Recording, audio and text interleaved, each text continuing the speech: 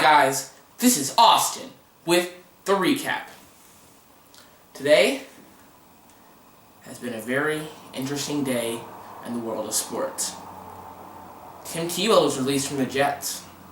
Jason Collins came out as the first openly gay American basketball player. But what I'm here to talk about, something that may not get as much burn on SportsCenter because it's a West Coast team. Because it's a team that was not successful this season.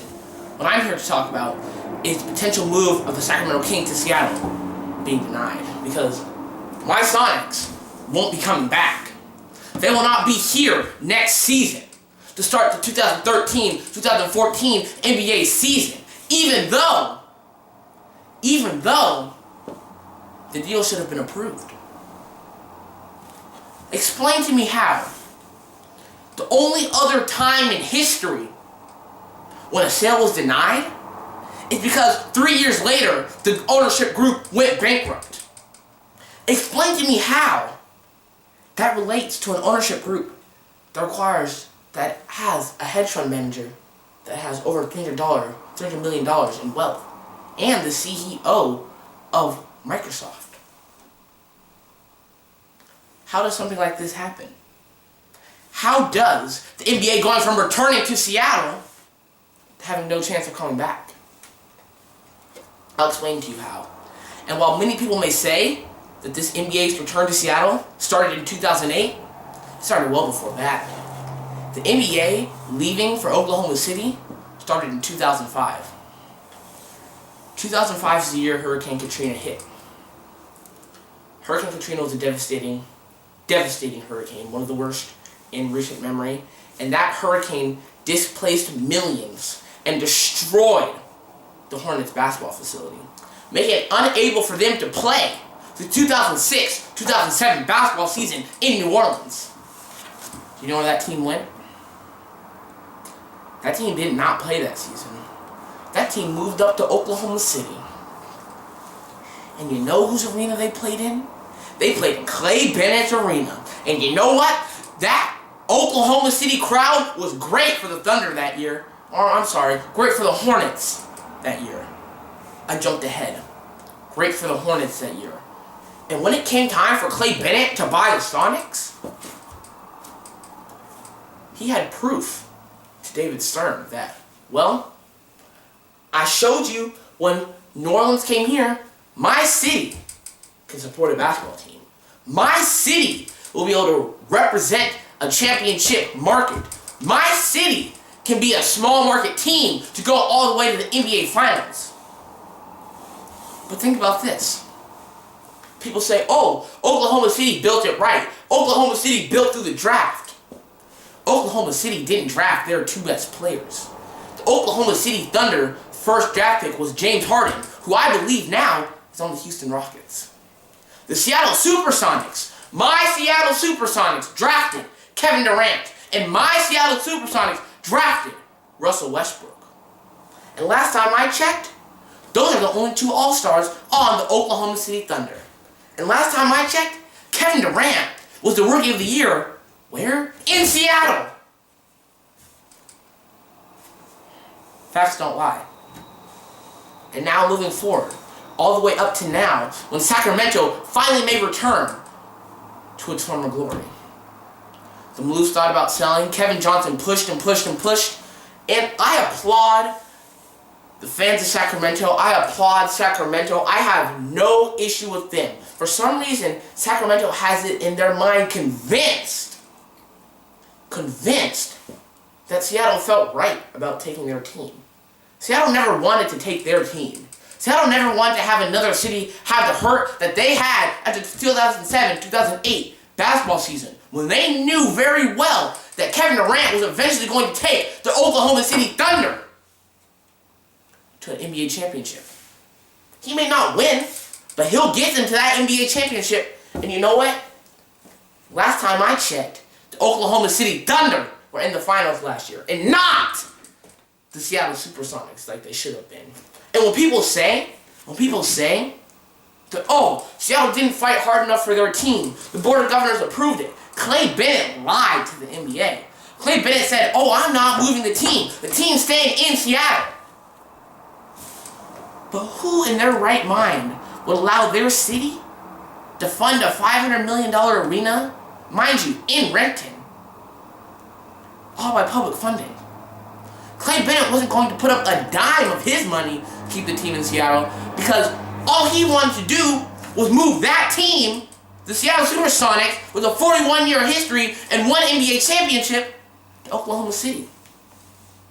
And while the history books may say that the Oklahoma City Thunder drafted Kevin Durant, and that the Oklahoma City Thunder had great Gary Payton play for them, and that the Oklahoma City Thunder played the 1995-96 championship, and that the Oklahoma City Thunder won the 1979 championship, everybody knows that team was Seattle's. And now Seattle continues to wait. And the public interest may wane. Because here's the deal. I don't know when the NBA will return to Seattle at this point. This was as good a shot as any in the entire world for the team to come back. And the NBA said no. Because I don't fault David Stern for this. Because of the simple fact that in his last year, he would rather have the city be sad that does not currently have a team than have the city be sad because they had their team ripped away. And Seattle already knows what that pain feels like, but Sacramento doesn't. Sacramento's been close to losing their team, but Sacramento never lost their team. And now that the Kings' eventual sale to Vivek Randive and his group seems inevitable, it's quite sad to be a Seattle SuperSonics fan, because I know that the likelihood of the Sonics returning is slim. I know that the Seattle SuperSonics may never return.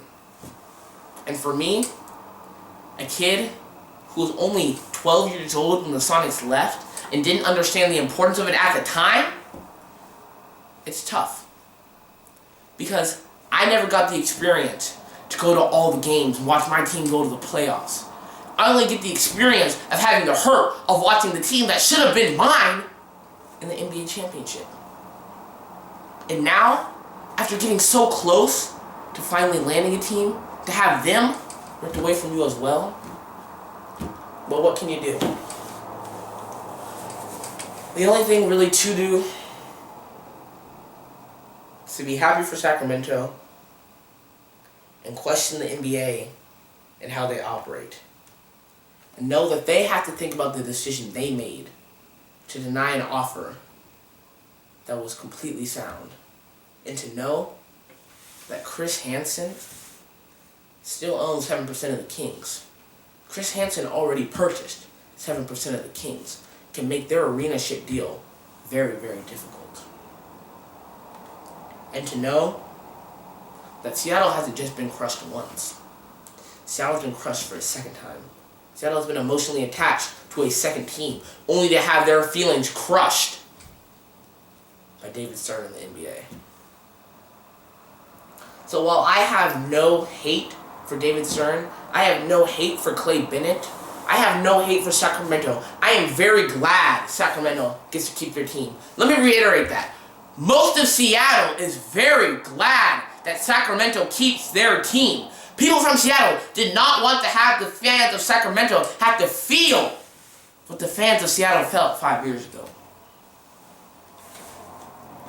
But now, the only team in Seattle that I really root for are the Seattle Seahawks. Yeah, we have the Mariners, but they're not too great right now. They haven't been great in a long, long time. Yeah, we have the Sounders, but I'm not a huge soccer fan. And yeah, we have college basketball, but it's just not the same as the NBA. So right now, I'm looking to my Seattle Seahawks to try to step up, make a run to the Super Bowl this year. Because I know I certainly won't be watching my Seattle SuperSonics in the fall of 2013, 2014. So, to all the people saying out there that Seattle fans are classless, just look yourself in the mirror. Think about how you would feel if you had a team ripped away from you. Seattle fans aren't classless. Seattle fans are crushed that they had their team destroyed for them once again. And I don't know when Seattle will get a team, if ever. But I know when Seattle gets a team, I'll root for them.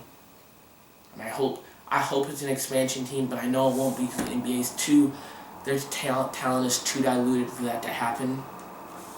So I hope from this video, the viewer who is not from Seattle and the viewer who may be from Sacramento gets from this that Seattle is not classless. Seattle hopes the best for the Sacramento Kings franchise, but Seattle did want a team. Seattle was once to get crushed. And Seattle will have a hard time getting over this loss. And to Chris Hansen, I feel for Chris Hansen, the man who already invested $100 million into getting this team. Now there's nothing to show for it.